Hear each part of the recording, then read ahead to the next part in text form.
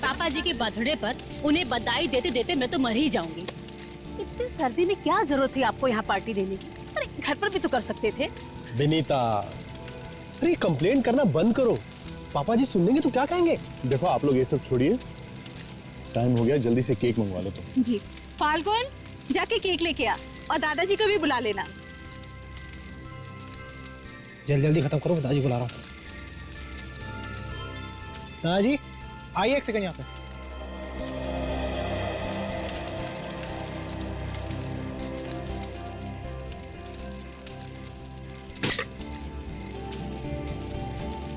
जीते रहो बेटा। हैप्पी बर्थडे दादाजी। Thank you my son. आइए बाबा, केक काटते हैं। अरे ये सब करने की क्या जरूरत थी? पापा जी इस उम्र में ये सब अच्छा लगता है क्या? पापा बर्थडे पे तो सभी केक काटते हैं, फिर इसमें उम्र की क्या बात है? विजय, आपको तकलीफ करने की क्या जरूरत थी? ये बच्चे ले आते। No it's okay.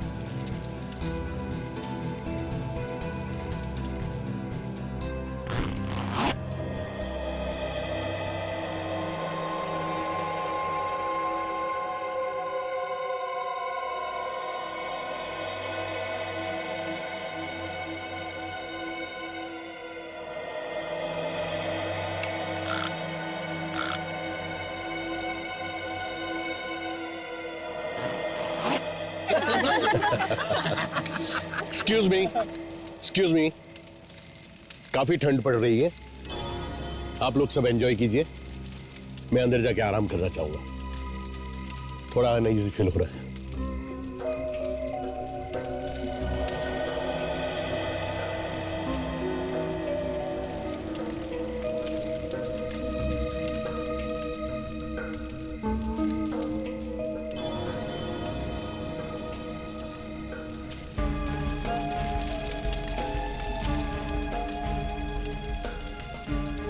इनका हर बार का यही तमाशा है। 2 मिनट भी प्यार से नहीं रह सकते ये।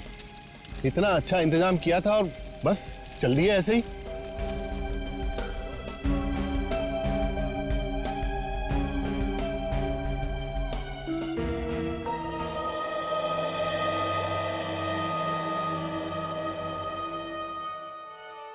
कैसा लग रहा है सर? आपके बच्चों ने इतनी अच्छी पार्टी दी आपके जन्मदिन के लिए। It was so nice of them, है ना? सब नाटक है नाटक सूजी। मुझे पहला फुसला कर ये सभी लोग प्रॉपर्टी अपने नाम करना चाहते हैं। पर सर सूजी, तुम शायद नहीं देख सकती, मुझे इनका लालच साफ साफ दिखाई दे रहा है। सारे के सारे मतलबी हैं, पर ये जैसा चाहते हैं ना वैसा मैं हरगिज होने नहीं दूंगा, इसीलिए मैंने तुम्हें यहां बुलाया है। मतलब उस दिन जो आप कह रहे थे वो आप सचमुच करने वाले? ये मेरा आखिरी फैसला है और इसे कोई नहीं बदल सकता। सर बताइए सर, मुझे क्या करना है? ये लो, इसे कल के न्यूज़पेपर में छपवा देना। मुझे अभी इसे प्रेस में देना होगा। थैंक यू सूजी, बाय।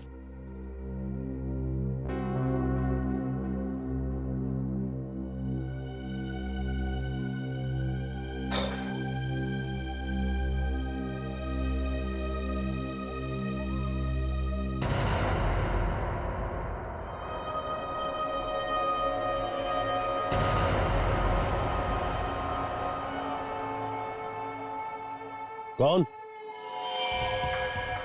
कौन हो तुम? सामने क्यों नहीं आते? कौन हो तुम?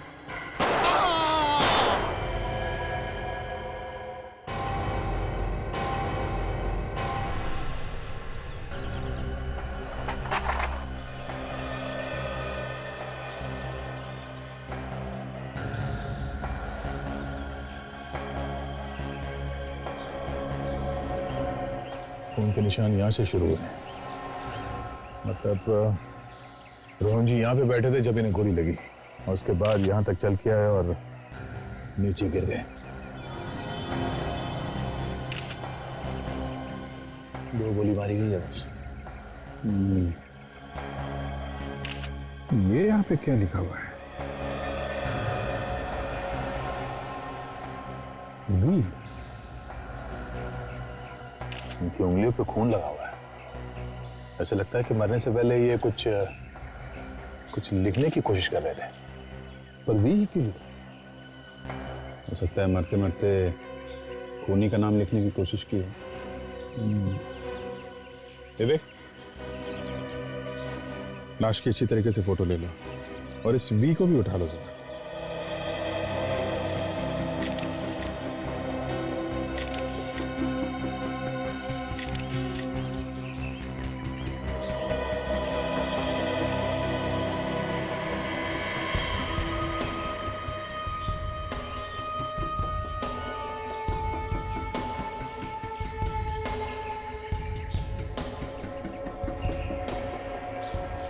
मैं उनका बड़ा बेटा हूं। पिताजी की मौत का यूं अचानक मुझे यकीन ही नहीं। भैया आप रोइए मत प्लीज। सर अभी रात को हम सब मिलकर पिताजी का बर्थडे मना रहे थे और अचानक उनकी ये मौत कैसे? हम भी यही पता करने की कोशिश कर रहे हैं। रोहन जी ने मरने से पहले नीचे मैट पे अपने खून से वी लिख दिया है। शायद वो कुछ कहना चाहते थे। ये वी खूनी का नाम भी हो सकता है। हाँ? आपके परिवार में किसी का नाम वी से शुरू होता है? वी? सर हमारे घर में तो किसी का भी नाम वी से शुरू नहीं होता। इनफैक्ट हमारे पूरे परिवार में वी से किसी का नाम नहीं शुरू होता। परिवार में किसी का नाम नहीं है, फिर भी याद कीजिए, कोई जान पहचान वाला हो सकता है, कोई दोस्त या फिर कोई दुश्मन। नहीं सर, ऐसा तो कुछ याद नहीं आ रहा। जी, तो भी अगर किसी के नाम का पहला अक्षर नहीं है तो फिर और क्या हो सकता है? अभी तो कुछ भी कहना मुश्किल है। एक बात बताइए, ये रोहन जी सबसे ज्यादा करीब किसके थे? आई मीन कोई ऐसा खास दोस्त जिससे वो अपनी सारी राज की बातें करते हो? पिताजी तो वैसे ज्यादातर अकेले रहना पसंद करते थे, और कोई ऐसा खास है भी नहीं जिससे वो ज्यादा मिलते हो। हाँ, काम की बातें वो अपने सेक्रेटरी से ही किया करते थे। हाँ सर, सूजी उनकी सेक्रेटरी। कल रात को वो यही थी हम लोगों के साथ। पिताजी की मौत से पहले वो टेंट में पिताजी से ही बात कर रही थी, फिर अचानक बाहर निकली और हम सबको बाय करके शहर की तरफ चली गई। ये अचानक पार्टी छोड़ के सूजी को शहर जाने की क्या जरूरत पड़ गई? हैं? हमें सूजी से मिलना चाहिए। बिल्कुल, इस सूजी का फोन नंबर ले लो, बुलाओ उसे। आपके पास सूजी का नंबर होगा? 74564898। क्या विजय, सर में दर्द? नहीं यार, इनफैक्ट अब तो बिल्कुल भी नहीं है। वो मैं ट्रीटमेंट ले रहा हूँ एंड इट्स वर्किंग। बिल्कुल भी दर्द नहीं। अच्छा, कहाँ कर रहे हो ट्रीटमेंट? है एक डॉक्टर, तुम नहीं जानते उसे, काफी बढ़िया डॉक्टर है। अच्छा,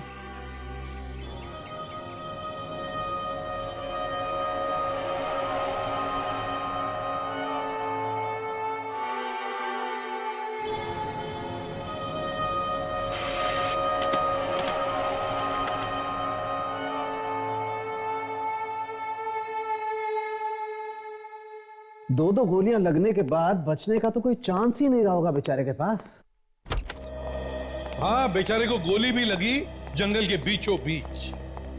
वहां से हॉस्पिटल तक पहुंचना मुश्किल ही था। हॉस्पिटल अगर पास में होता तब भी बचना मुश्किल ही था। सर, इस मैट के ऊपर से जो खून मिला है वी के निशान में, ये खून रोहन का ही है। मतलब ये वी का निशान रोहन के खून से बना है? कहीं खूनी ने तो जाते जाते ये निशान नहीं बना दिया रोहन के खून से? अभिजीत, ये उंगली का निशान रोहन का है। इसका मतलब ये वी का निशान रोहन ने ही बनाया। वी के निशान ने दिमाग खराब कर दिया है। एक आदमी जिसे 2 गोलियां लगी है, वो उठकर जाके ये वी का निशान क्यों बनाएगा?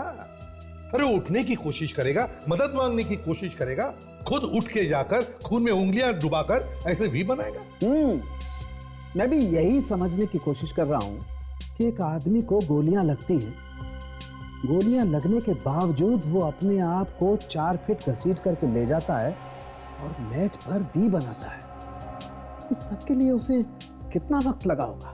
यही कोई 20-30 सेकेंड्स या ज्यादा से ज्यादा 1 मिनट। काजल, इस आदमी को .45 कैलिबर की गन से गोलियां लगी हैं, वो भी बिल्कुल नजदीक से। एक गोली पेट में लगी है और दूसरी सीधी छाती में दिल को चीरती हुई बाहर निकली है। क्या तू कहना क्या चाहता है सारुण से? मैं कहना ये चाहता हूं बॉस कि अगर गोली किसी इंसान को छाती में लगेगी तो दिल वहीं फट जाएगा, आदमी की मौत वहीं हो जाएगी। लेकिन ये भाई साहब चेयर से उठे, अपने आप को 4 फीट दूर लेके गए, वहां जाकर के वी बनाया और फिर मरे। यार इसके पास इतना वक्त कहां से आया? सारुण के 100 में 1 चांस भी नहीं? कुछ पल के लिए जी नहीं सकता आदमी गोली लगने के बाद? बॉस तुम कहते हो तो 100 में से 1 तो नहीं, लेकिन 1 करोड़ में से 1 चांस मान सकता हूं। वाह, तो आपका कहना है कि यह वी का निशान रोहन ने नहीं बनाया है, और आपका कहना है कि खून में जो उंगलियों के निशान हैं वो रोहन के ही है। कमाल है, क्या बताया आप दोनों ने, दिमाग खुल गया है। Excuse me. तू यार केस को सुलझाता है क्या उलझाता है? अरे क्या उलझाना सुलझाना यार, मैं तुम्हें हकीकत बताने की कोशिश कर रहा हूं, तुम कह रहे हो कि उलझा रहा हूं। कमाल है यार। अरे रोहन के सेक्रेटरी सूजी ब्यूरो में आ गई है। सूजी ब्यूरो में आ गई? Yes sir. तुम निपटो इससे।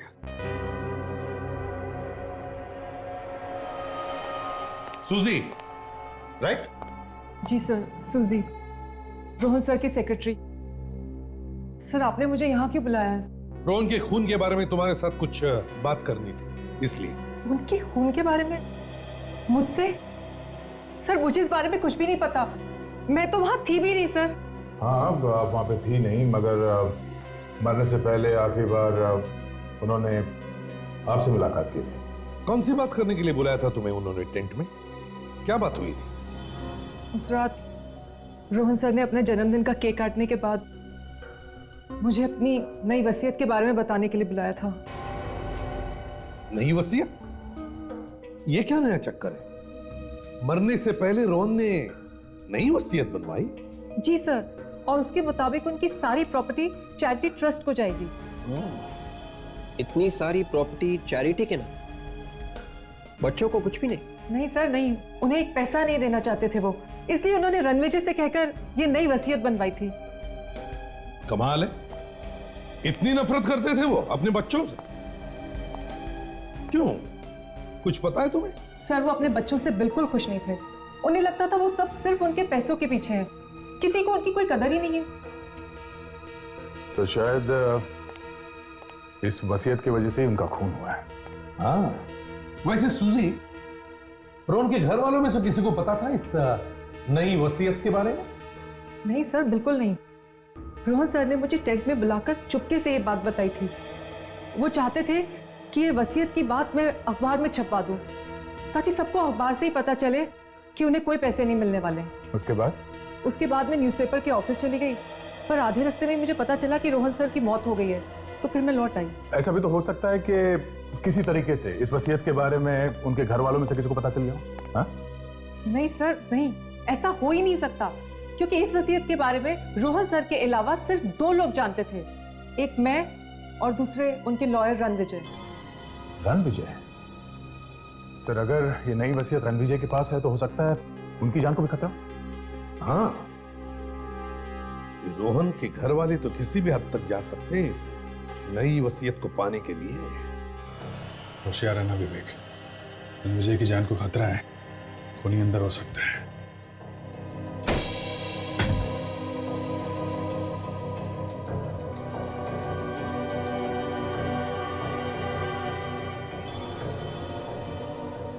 सारा घर तहस नहस है। लगता है खूनी नई वसीयत के पेपर्स ढूंढने आया होगा।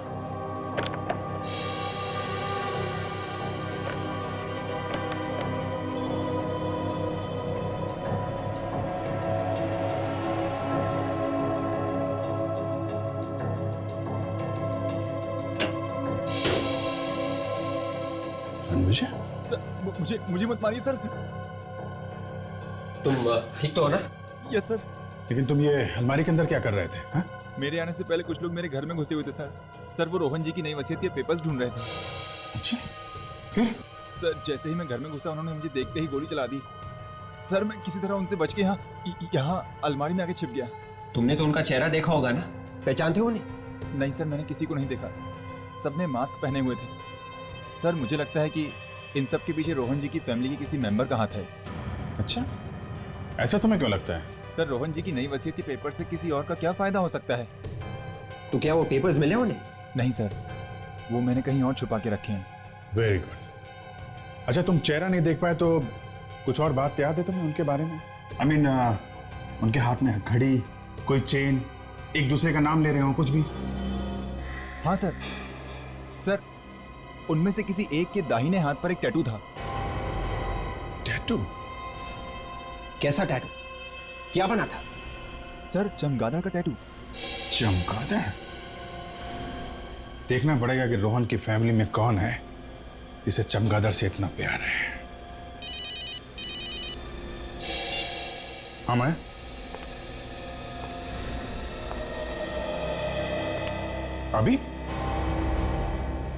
अभी मिलना है डॉक्टर साहब से? ठीक है, तो मैं आता हूँ। हाँ, मैं अंदर आ सकता हूँ डॉक्टर साहब? अरे Abhijeet, please come, have a seat. अब कैसे हो अभिजीत? अब तो एकदम ठीक हो गया हूँ डॉक्टर साहब। ऐसा लगता है मेरा सिर दर्द तो गायब हो गया है। देखा, मैंने तो पहले ही कहा था ना कि दवाइयों से ज्यादा अपने डॉक्टर पे भरोसा होना जरूरी है। अब क्योंकि आपका सर दर्द चला गया है तो मैं आपको नई दवाई दे देता हूँ ताकि ये दर्द फिर से वापस ना आए। हेलो माया, अभिजीत की दवाइयाँ लेकर आइए। डॉक्टर साहब, ये जो पुरानी दवाइयाँ थी वे तो बिल्कुल ठीक काम कर रही हैं, तो नई दवाइयाँ जरूरी हैं क्या? अभिजीत, मुझ पे विश्वास रखो, पहले की सारी दवाइयाँ बंद कर दो और कल से आप ये नई दवाई लेना शुरू करो। दिन में 2 टैबलेट्स, एक सुबह और एक रात को। ओके, तो मैं चलूं? Okay Abhijeet, all the best. Thank you very much.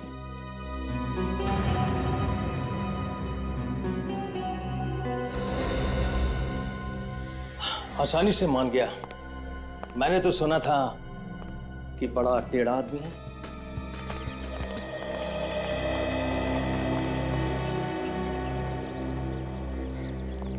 आइए सर, आप लोग रणविजय और सुजी से मिलने वाले थे, कुछ पता चला उनसे? जी हाँ, हम लोग उनसे मिले और कुछ पता भी चला है। आप ये बताइए कि आपकी फैमिली में कोई ऐसा आदमी है जिसके दाएं हाथ पे चमगादड़ बना है, टैटू? हाँ सर, मेरे छोटे बेटे धीरज के हाथ पर बना हुआ है, लेकिन इसका इस केस से क्या संबंध है सर? संबंध है मिस्टर अजय, संबंध है। आपका छोटा बेटा धीरज है कहाँ? बुलाइए उसे। जी, बच्चे घर पर नहीं है। नहीं है? कहाँ गए? वो लोग जंगल वाले घर पर गए। जंगल वाले घर पर? अभी भी आपके पिता रोहन जी का वहां पे खून हुआ है, ये बच्चे वापस वहां क्यों गए? पता नहीं सर। एक काम करिए, आप हमें जंगल वाले घर का एड्रेस दीजिए, देखते हैं चमगादड़ वाला हाथ अब क्या करने वाला है।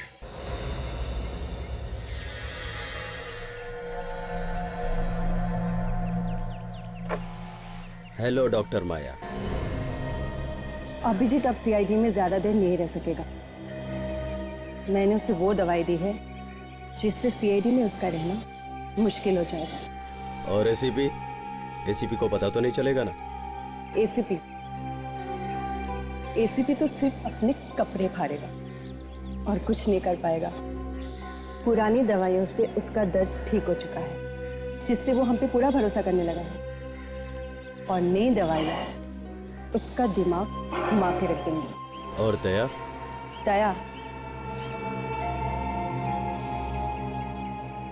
जब एसीपी ही कुछ नहीं कर पाएगा तो दया किस खेत की मूली है। अभिजीत का सीआईडी में टाइम खत्म।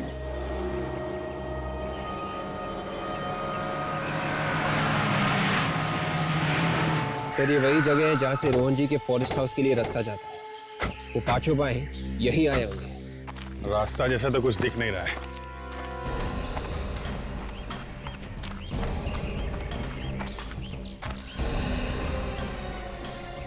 जी, ये देखो खून का मतलब कुछ न कुछ तो हुआ है।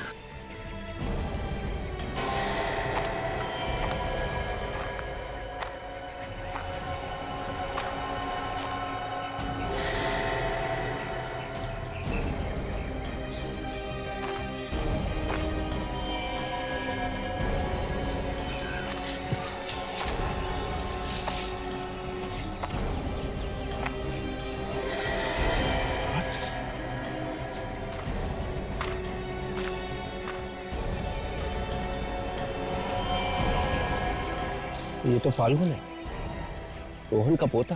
फाल्गुन? इतना सारा खून?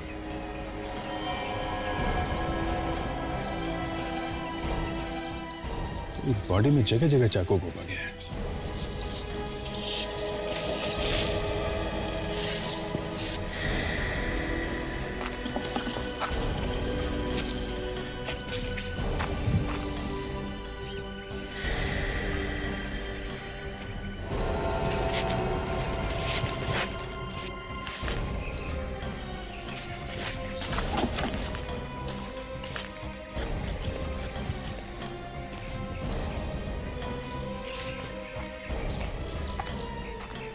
भूमि शाह को अपने साथ लेके भागा है।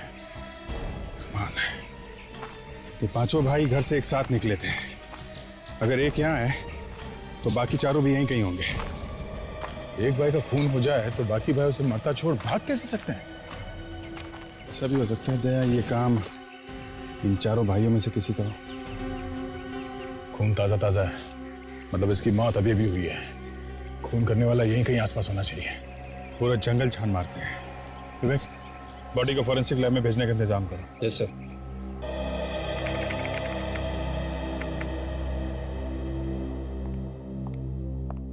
मैंने दोबारा चेक कर लिया, रोहन जी के परिवार में ऐसा कोई भी नहीं जिसका नाम वी से शुरू होता है।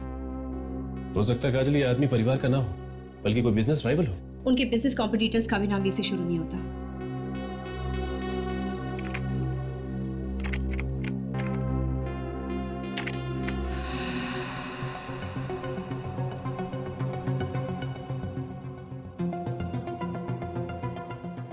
ये देखो, रोहन जी को दुनिया भर से पेंटिंग खरीदने का बहुत शौक था और उनकी एक पेंटिंग है जिसका नाम है वी। ये तो एक बहुत ही मशहूर यूरोपियन आर्टिस्ट की पेंटिंग है और इसे रोहन जी के पिता पृथ्वी जी ने 1952 में लंदन के एक नीलामी से खरीदा था। और अब इस पेंटिंग की कीमत है 30 करोड़ रुपए। इसका मतलब इस पेंटिंग में ही कुछ है। मुझे भी ये लगता है। मुझे लगता है कि इस पेंटिंग में ही कोई राज है। हमें जल्द से जाके इस पेंटिंग को देखना होगा। कहां पे है ये पेंटिंग? मंदार कॉलोनी, रोहन जी के पुराने बंगले में।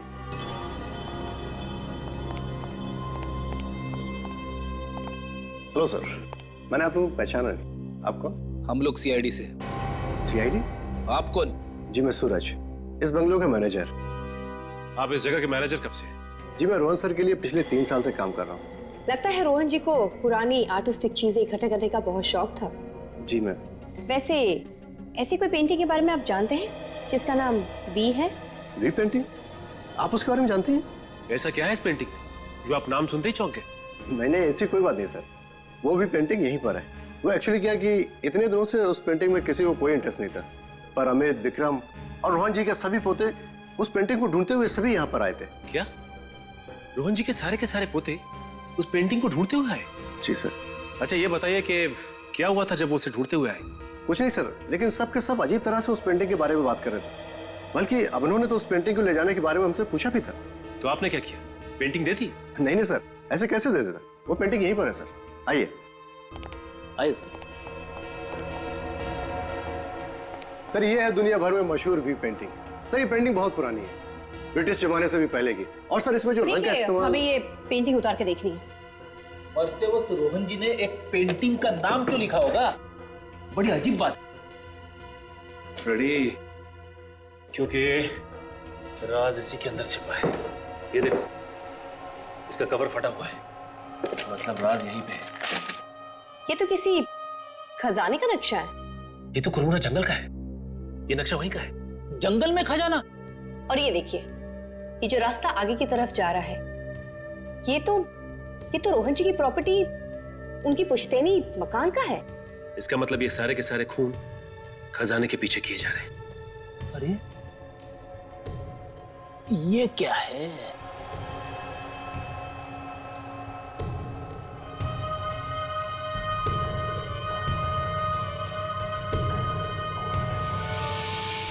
अरे ये तो रोहन जी के पिता का खत है, रोहन जी के नाम। रोहन जी के नाम खत? काफी साल पुराना खत दिख रहा है ये। इसमें साफ साफ लिखा हुआ है कि रोहन बेटा, ये पेंटिंग संभाल के रखना। इस पेंटिंग में एक खजाने का राज छुपा हुआ है, तुम्हें इस खजाने तक पहुंचना ही होगा। पृथ्वी। इसका मतलब जो कोई भी इस खजाने के पीछे है, वो तीसरे पड़ाव यानी रोहन जी की पुश्तैनी मकान में है।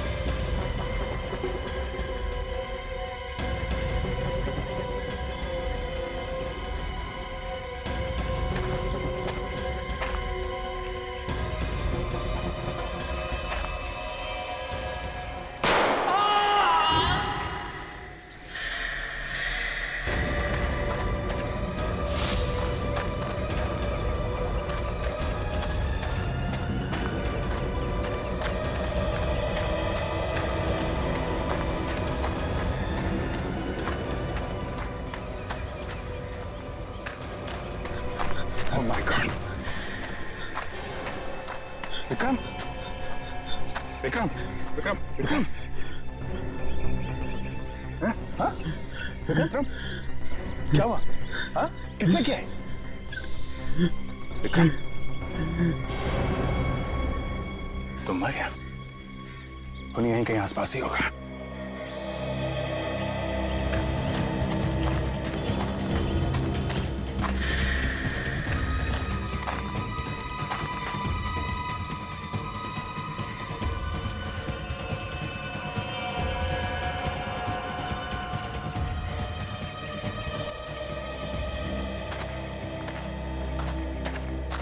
भाग गया। लगता है यहाँ आसपास कहीं जंगल में छुप के बैठा होगा। पहले फाल्गुन की मौत, अब उसका भाई विक्रम। ये हो क्या रहा है फैमिली में? हाँ, सब एक दूसरे के दुश्मन बन गए हैं। और क्यों?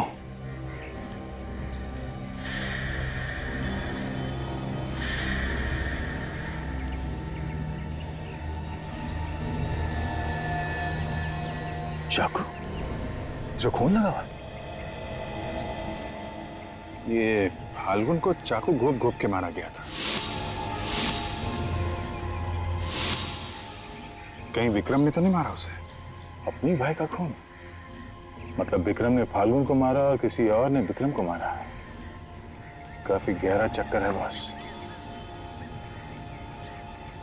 मतलब कोई है जो इन भाइयों से ये सब करवा रहा है, और इसका राज इस जंगल में ही कहीं छुपा हुआ है।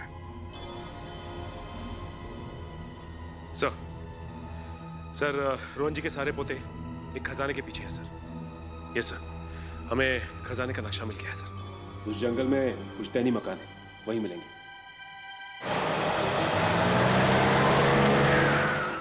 यही है वो पुश्तैनी मकान।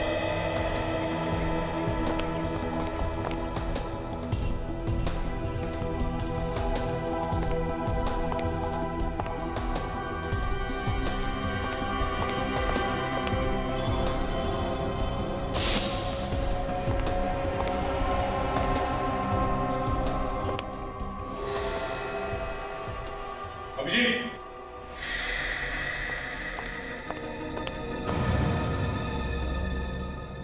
मर चुका है।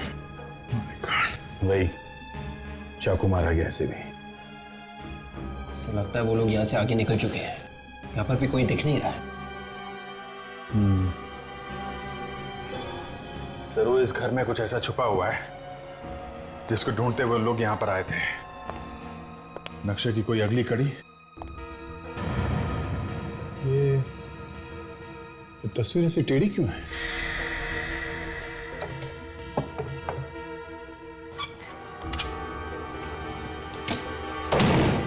ओह, तो नक्शा देखने के लिए वो बच्चे यहां तक आ गए। तो जंगल में किसी ब्रिज का नक्शा है और ये एरो देख रहे हो? लगता खजाना यहीं पे है। सीआईडी?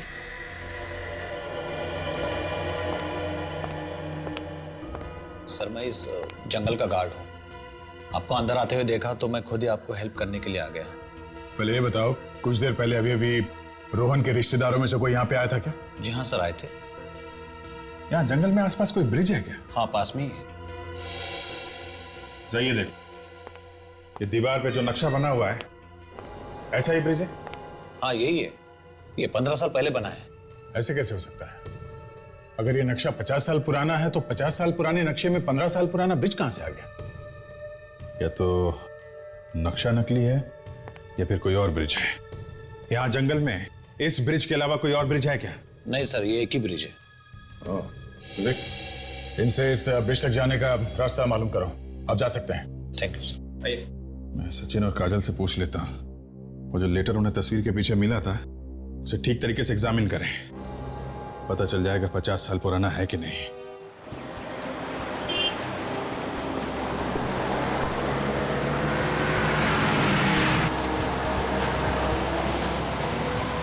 ये नक्शा ही हमें उन बच्चों तक पहुंचाएगा। इसी नक्शे के पीछे गए होंगे वो। हाँ काजल, नक्शे के बारे में कुछ पता चला? नकली है? अच्छा, ओके ठीक है, हम लोग वहां जाके देखते हैं। हाँ हाँ, बाद में फोन करता हूँ तुमको। ये लो, नक्शा तो नकली है दया। क्या? हाँ, पेपर पुराना है पर इंक नया है। ये किसी की सोची समझी चाल है। झूठे खजाने का लालच देके सबकी जिंदगी के साथ खेल रहा है, एक एक करके मार रहा है। ऐसा काम तो रोहन का कोई दुश्मन ही कर सकता है। ये कोई ऐसा आदमी है जिसे रोहन के बारे में सब कुछ मालूम है, कोई बहुत करीबी आदमी। काजल और सचिन रमेश के घर गए, शायद वहीं से कुछ पता चल जाए। भैया मैं आपको कैसे दिलासा दूं?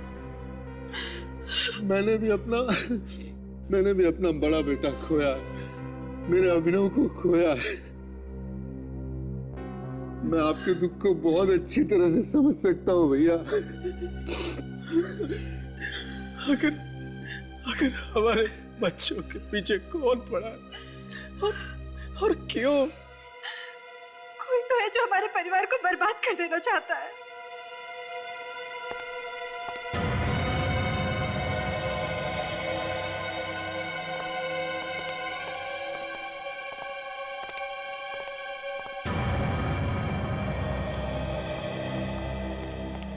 ऑफिसर, कुछ पता चला खूनी कौन है? देखिए, खूनी तक पहुंचने के लिए हमें आप लोगों की मदद चाहिए। कैसी मदद? हमें आपके पिताजी के बारे में कुछ जानना था। उनके बारे में क्या जानना चाहते हैं आप? उनकी किसी के साथ दुश्मनी थी? जहां तक मुझे याद है मैंने कभी उन्हें किसी के साथ बहस भी करते हुए नहीं सुना। हाँ, मुझे भी याद नहीं कि पिताजी से किसी की दुश्मनी हो सकता है उनकी कोई पुरानी दुश्मनी। अच्छा, रमेश अंकल? हाँ, रमेश अंकल? रमेश अंकल पिताजी के बहुत अच्छे दोस्तों में हुआ करते थे। जब हम तकरीबन 7-8 साल के होंगे तो पिताजी में और रमेश अंकल पे बहुत जबरदस्त लड़ाई हुई थी। और तब रमेश अंकल ने पापा को जान से मारने की धमकी भी दी थी। लेकिन इस बात को तो कई साल बीत चुके हैं। कहाँ रहते हैं तुम्हारे ये रमेश अंकल? शायद अंधेरी वेस्ट के लिंकिंग रोड पे रहते थे। अंधेरी वेस्ट के लिंकिंग रोड पे? सबसे पहले यह पता करना होगा कि रमेश जी से इस दुश्मनी की वजह क्या है। जी हम लोग सीआईडी से। देखिए हमें आपसे कुछ पूछताछ करनी है रमेश जी के बारे में। रमेश जी हैं? उन्हें गुजरे तो 32 साल हो गए और वो मेरे ससुर जी थे, पर आप लोग उनके बारे में क्यों पूछ रहे हैं? 32 साल हो गए? फिर भी जरा याद करके बताइए कि उन्होंने कभी किसी रोहन के बारे में कोई बात की किसी से? रोहन? ओ रोहन, हाँ, मेरे ससुर जी और मेरे पति अक्सर किसी रोहन के बारे में बात किया करते थे। ये बताइए कि आपके ससुर और रोहन का क्या रिश्ता था? कैसे जानते थे एक दूसरे को? उन लोगों की आपस में दुश्मनी थी। ये बात तो बहुत पुरानी है, भारत में जब ब्रिटिश राज चल रहा था उस समय की। क्या हुआ था? क्यों थी दुश्मनी? मेरे ससुर जी आजादी की लड़ाई में शामिल हो गए, पर रोहन ने दगाबाजी की। उनके कुछ प्लान्स चुराकर अंग्रेजों के हवाले कर दिए कुछ पैसों के लिए, जिस वजह से मेरे ससुर जी को जेल हो गई और उनके कुछ साथी भी मारे गए। मेरे ससुर जी को बहुत तड़पाया गया था जेल में। हमें आपके पति से मिलना है, बुलाइए उन्हें। जी वो भी इस दुनिया में नहीं है। We are really sorry। अच्छा आपके घर में अब है कौन? जी मेरा एक बेटा है। क्या करता है आपका बेटा? वो विदेश में रहता है। ये रही उसकी तस्वीर। अमन।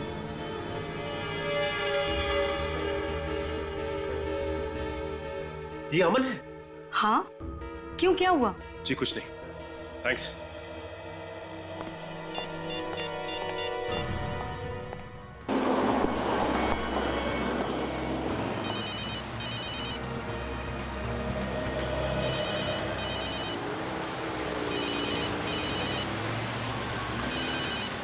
सर आपका फोन लग रहा है।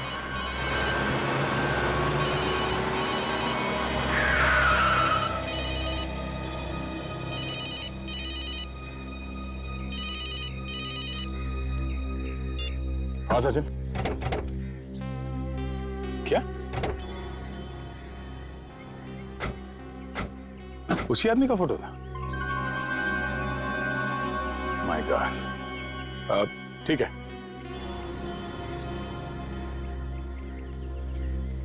Okay okay bye. क्या हुआ सर? इस आदमी का पता चल गया जो ये सब करवा रहा है। अच्छा, पहले हमें इन बाकी के भाइयों को रोकना होगा एक दूसरे का खून करने से। हाँ उनको रोकना होगा। चलो। तो वो जो कोई भी है, वो आदमी भी यहीं कहीं जंगल में छुपकर सारा खून खराबा होते हुए देख रहा है। नहीं कहीं होना चाहिए। अभिजीत, क्या हुआ अभिजीत? तुम ठीक तो? मैं? हाँ मैं बिल्कुल ठीक हूँ। मुझे क्या हुआ? ऑल राइट, या चलो ढूंढते हैं उनको। अभिजीत, मैंने तुम्हारे जेब से फोन निकालकर सचिन से बात की और तुम्हें पता तक नहीं चला। वो हाँ? क्या बात कर रहे हो? ये मैंने देखा था तुम्हें बात करते हुए, तो मैंने सोचा कि तुम्हें डिस्टर्ब क्यों करूं, है ना? चलो उनको ढूंढना होगा।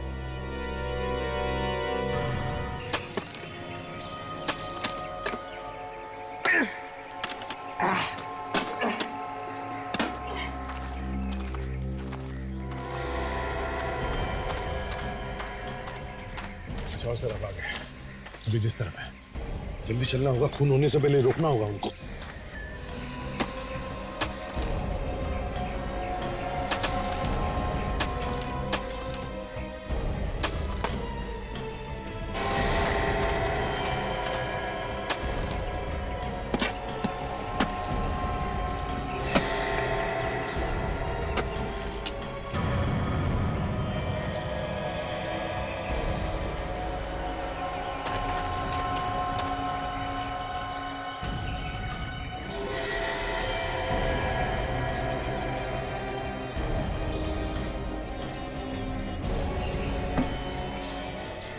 खजाना मिल गया यार, माला माल हो गए।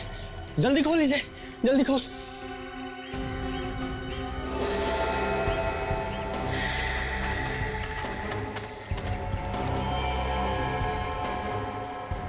इतनी जल्दी क्या है मेरे भाई? विवेक, जल्दी से जाओ, पीछे से जाओ। देखो उनके पास गन है, कहीं हड़बड़ी में वो गन न चला दे। ये क्या कर रहा है यार? पागल हो गया तू? ये खजाना मेरा थोड़ी है यार, हम दोनों का है ये। खजाना हम दोनों का नहीं, सिर्फ मेरा है, समझे? सिर्फ मेरा। उसने मुझे बोला था कि तुझ पे भरोसा ना करूं। अगर उसकी बात मान लेता तो आज ये दिन नहीं देखना होता। क्या बकवास कर रहा है? अबे उसने मुझे तुझसे सावधान रहने को कहा था, तुझसे। अरे मुझसे सावधान होने की क्या जरूरत है यार? मैं तुझे थोड़े ना मारूंगा यार। हिलना मत, बिल्कुल हिलना मत। मुझे पता था कि तू पलट के ब्लैकमेल करेगा, पीछे से वार करेगा, इसलिए मैंने कोई भी सबूत नहीं छूटने दिया। सारे के सारे भाइयों को मार डाला और अब तेरी बारी है, समझे? Your turn. वाह रे वाह, क्या भाईचारा है, वाह। तुम दोनों के बीच में जो शक और नफरत पैदा की है ना, वो सिर्फ एक ही आदमी ने की है। आप लोग यहाँ? जी हाँ, हम लोग यहाँ। वो एक ही आदमी है जिसने तुम्हारे दादाजी का खून किया है और तुम भाइयों में फूट डाली। और ये खजाना जिसके लिए तुम एक दूसरे की जान ले रहे हो, ये भी नकली है, समझे? पर सच तो ये है कि खजाना में मिल गया है। कोई खजाना वजाना नहीं है, बकवास है ये, कुछ नहीं है इसके अंदर।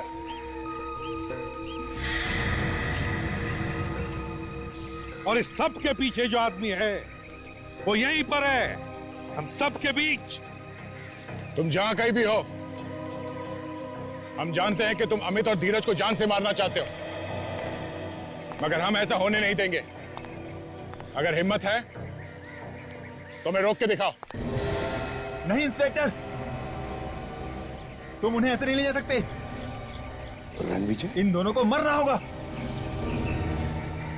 तुमने दादाजी को मारा? हाँ, मैंने मारा, और मैं अब तुम्हें भी नहीं छोड़ूंगा। तूने हमारे भाइयों को भी मरवा डाला। क्या बिगाड़ा था उन्होंने तेरा?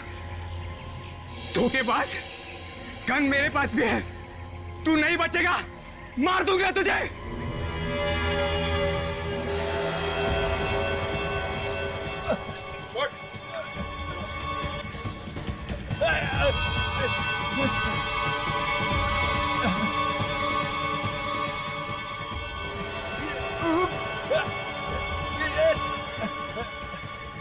गन लगाएगा, हाँ, गन मारेगा, हाँ, क्या कर रहे हो? क्या कर रहे हो तुम? क्या कर रहे हो? क्या कर रहे हो तुम?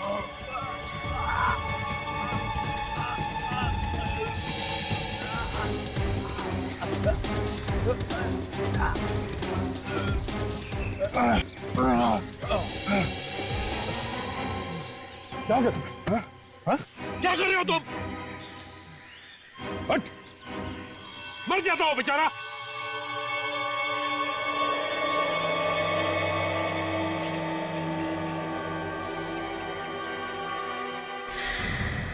मिस्टर रणविजय उर्फ अमन, आज आप कुछ कहना चाहते हैं?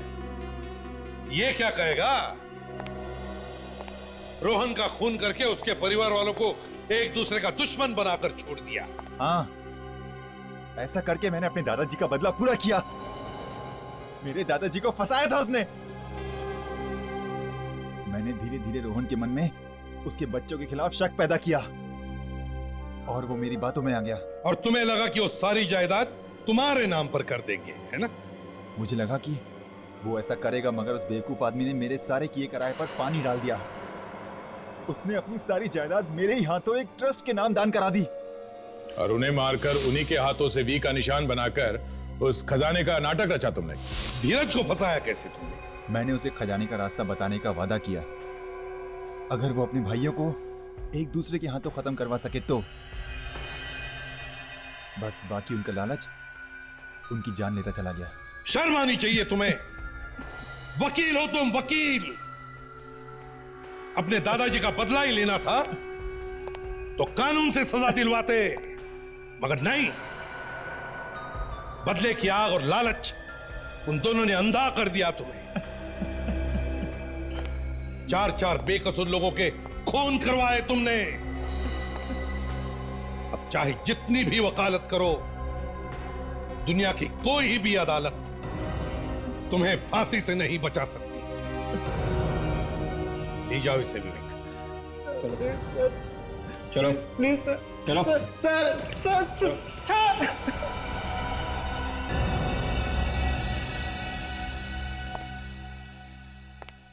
क्या बात है सर? खूनी पकड़ा गया, आप अब भी परेशान लग रहे हैं? हाँ दया, अभिजीत परेशान कर रहा है मुझे। समझ में नहीं आता है मुझे क्या हो रहा है उसके साथ।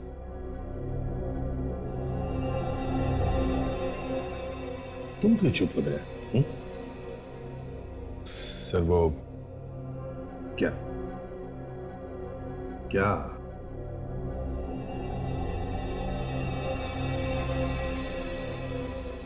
कुछ छुपा रहे हो मुझसे तुम? क्या है?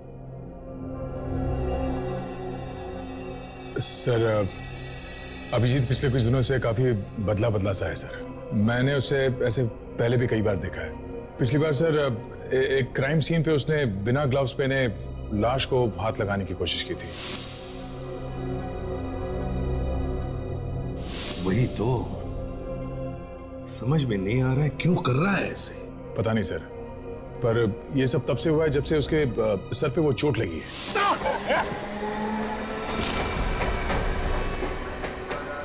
तुमने पूछा उससे? कई बार पूछने की कोशिश की सर, पर वो इस बारे में बात ही नहीं करना चाहता। अभिजीत, इतनी सारी दवाइयां किस लिए? सर दर्द की दवाइयां हैं। देखो दया, हमारे इस लाइन में एक छोटी सी गलती भी बहुत महंगी साबित हो सकती है। रात तो उसने हद ही कर दी। मुझे ही कुछ करना पड़ेगा। क्या आप क्या करना चाहते हैं सर? पता नहीं। सीआईडी में ऐसी गलती सिर्फ एक बार माफ हो सकती है, बार बार नहीं। अगर ऐसे ही चलता रहा तो सर आप अभिजीत को सीआईडी से निकाल देंगे? हाँ दया, निकाल दूंगा मैं अभिजीत को। मगर सर अभिजीत तो... देखो दया, अभिजीत सिर्फ तुम्हारा दोस्त ही नहीं, सीआईडी का एक सीनियर ऑफिसर भी है और मैं भी उसे पसंद करता हूं। मगर उसकी गलती की वजह से मैं सबकी जान को खतरे में नहीं डाल सकता। और तो और अभिजीत अब सीआईडी के लिए एक खतरा बन चुका है।